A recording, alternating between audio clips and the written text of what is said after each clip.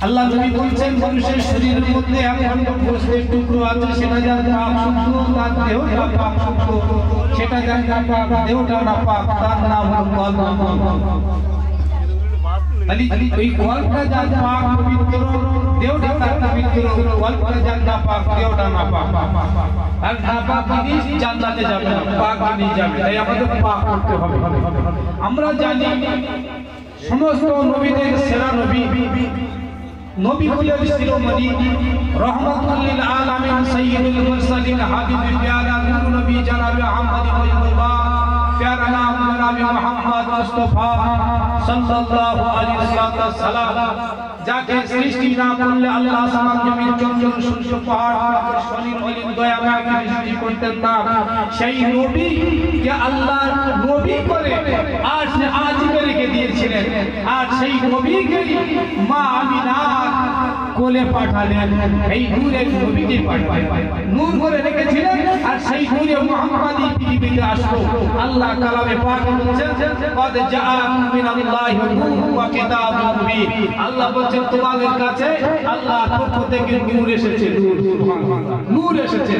সেই নূরে মুহাম্মদ সাল্লাল্লাহু আলাইহি ওয়াসাল্লাম এসেছেন তাফসীরে জালালাইনে পরিষ্কার এই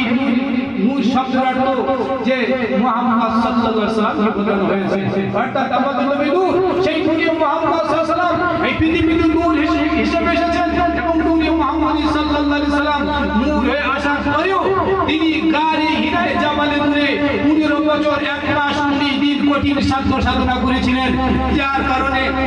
আল্লাহ রাসূল সাল্লাল্লাহু আলাইহি ওয়াসাল্লামের যে মাথার কেশ মোবারকটা মানে অনেক লম্বা হয়ে গিয়েছে আপনারা জানেন পীর দিগের যিনি শিরোমণি গাউসুল আজম মুহাম্মদ সুবহানী কুতুব রব্বানী শেখ আব্দুল কাদের জিলানী কাদ্দাসুল আজ রাহমাতুল্লাহ আলাইহি তাকে আল্লাহ ওলি করে পাঠিয়েছিলেন তিনি মাদার জাতীয় যে কামিল ছিলেন তারপরেও তিনি ইরাকের কঠিন জঙ্গলে বছরের পর বছর কঠিন সাধনা করেছেন খুদ পিপাসায় কাতর হয়েছেন নফসের উপরে তিনি কঠিন মুজাহাদা করেছেন আমরা জানি খাজা গরিব নওয়াজ মাইনুদ্দিন চিশতি আজমি রাহমাতুল্লাহ আলাইহি তিনিও কঠিন সাধনা করেছেন এই খাজা গরিব নওয়াজ রাহমাতুল্লাহ আলাইহি